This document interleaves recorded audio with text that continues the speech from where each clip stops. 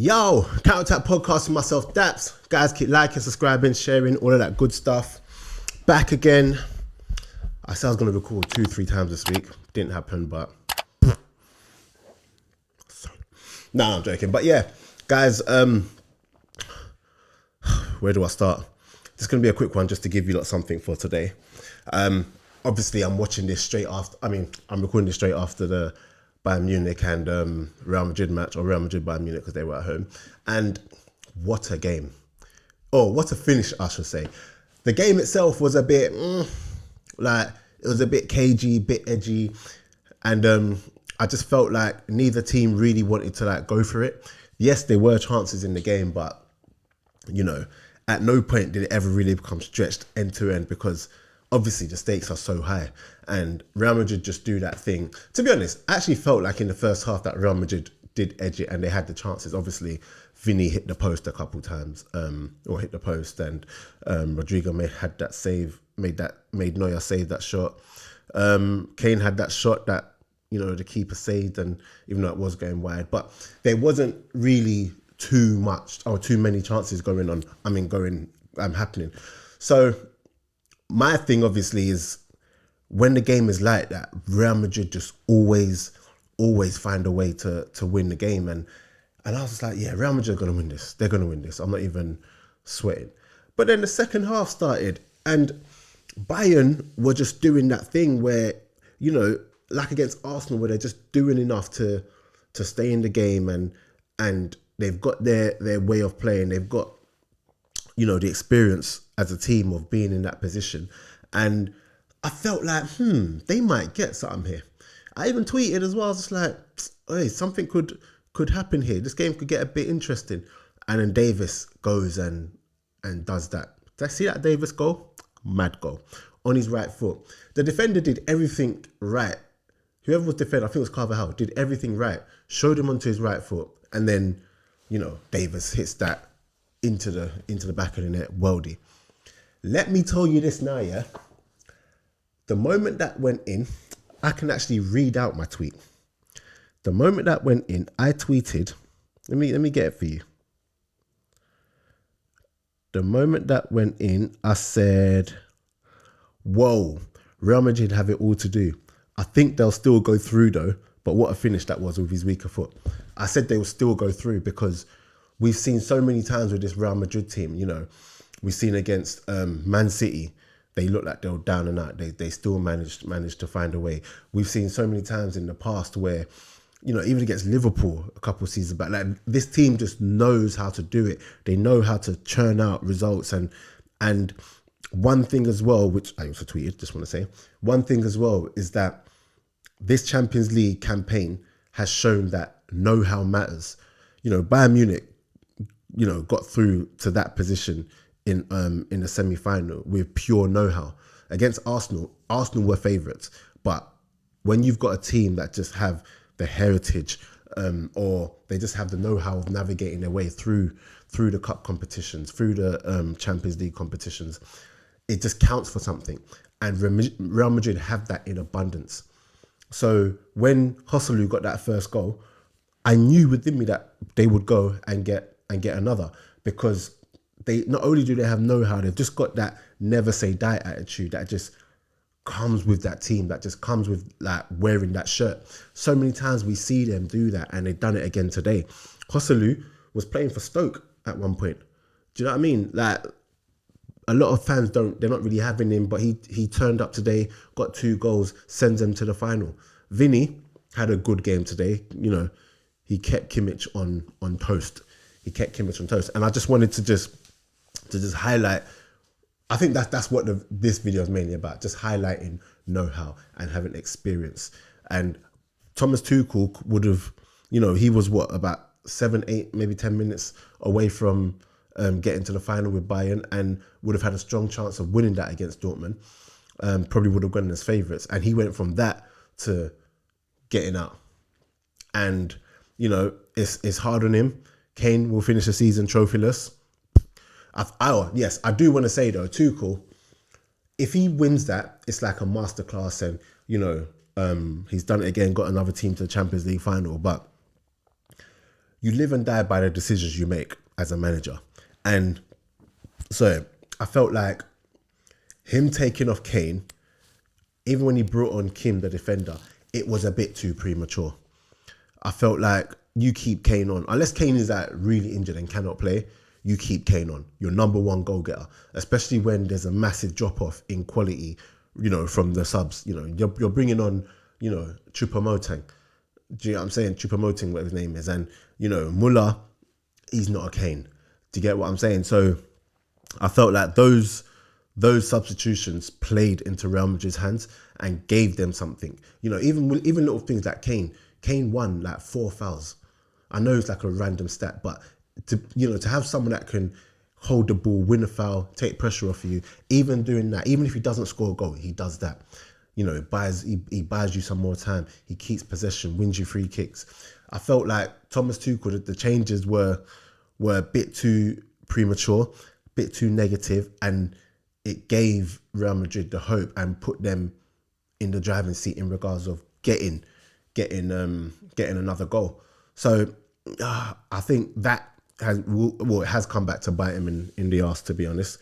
And Madrid they just keep finding a way, man. And now they're going to be in the final, and I reckon they're going to go the whole way, as well as Dortmund have done. I don't think they're going to have enough for Real Madrid. I think Real Madrid, again, are going to use their know-how, but on top of that, they've actually got the quality to really hurt Dortmund. And, before I go on to Dortmund, Manuel Neuer had a really, really good game right up until that moment. But it just goes to show that as a goalkeeper, you don't get those chances. You like one mistake, it leads to a goal.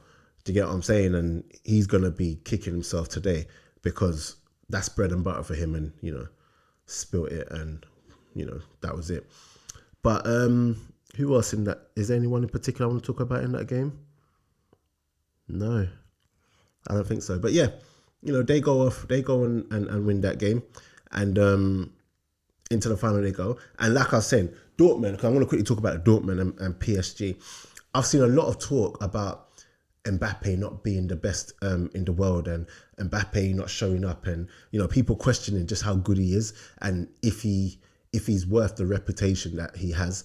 And what I want to say is that he 100% is worth that reputation. I think you cannot look past the quality of that PSG team, because overall that PSG team is really poor. And if you take Mbappe out of that, you're not looking at a super team. You're just looking at a team with decent players. Mbappe is the star of that team. And outside of Mbappe, maybe Marquinhos, Hakimi maybe, you're not really looking at players who move the needle. Do you know what I'm saying? Up front, they got Ramos, Dembele. You see this Dembele guy? Let me talk about Dembele. Before I get onto Dembele though, what I will say is that you need a good quality team around you. And Mbappe does not have that. So there's only so much you can do. And I know people were looking at him to get them out and build them, but sometimes you can't. We saw that even with France, he got a hat-trick with better players around him. But obviously Messi was doing what he was doing that game. So we see he has got it in him time and time again. He has delivered for them. But I felt like that was just one step too far. And like I said, his team just are not good enough. Outside of him, who are the real stars? It's not like Real Madrid where if Vinny drops out, you got Kroos, you got Bellingham, you got Modric, you got Rodrigo. With Man City, you've got players. If Kevin De Bruyne is not there, you got Foden, you got Haaland, you got Rodri's a star. Like you got players who make a difference. PSG just are not that. So as much as they were favourites, I wasn't overly shocked that they didn't go through. And now they got Dortmund. Now Dortmund are through to play Real Madrid. You got Jadon Sancho, who I'm happy for Sancho, because if I'm being honest, I don't think in the first place he should have even apologised. Obviously he didn't apologise to Ten Hag, but it's just looking like the perfect story for Jadon Sancho. Ten Hag says he's the problem. He goes, he's balling out, got to the Champions League final, while Man United are getting beat 3-0 or 4-0 by Crystal Palace. Do you get what I'm saying? And it's looking like a decision that was right for him. Now, I wonder what United are going to do with him. They're probably going to ask him to come back, especially if somehow they win that. But yeah, I think Real Madrid are going to win that. Mbappe is still as good as they say he is, but you need a team to like back him up sometimes. You can't do it all by yourself. No player has ever done it by themselves. Ronaldo won the Euros and he definitely needed his team. There are times where Messi has delivered for Argentina, for Barcelona, but there's also times where they need their team. You know, PSG a couple seasons ago were they lost to Barcelona and in that crazy game, and Neymar was the star of that show. Do you get what I'm saying? So we just need star of the show for Barcelona, by the way. But we need to just apply wisdom. What else is there? I think, am I going to talk about Ten Hag? He's got to go. Are they going to get rid of him? I don't think so. But yeah, I think that's it from me. Let me know what you guys think about this Champions League. Who's going to win? Oh, no, that's not it from me. Carlo Ancelotti. Yeah. Someone put in my group chat about Carlo Ancelotti if he is the GOAT manager. And someone else said Pep. But do you know what? Pep revolutionized, whatever the word is, but you know what I'm trying to say. Revolutionized coaching and management. But at the end of the day, Ancelotti is delivering. You can have all the tactics, the different way of playing and bringing a different culture to the club. You can have all of that. But if you deliver trophies after trophies after trophies, that's what matters. And not to say Pep isn't, because obviously he's delivering Premier Leagues, he's won a Champions League. But if Ancelotti, whether or not he wins this Champions League or not, he's going to have to go down as one of the best, if not the best, ahead of Pep.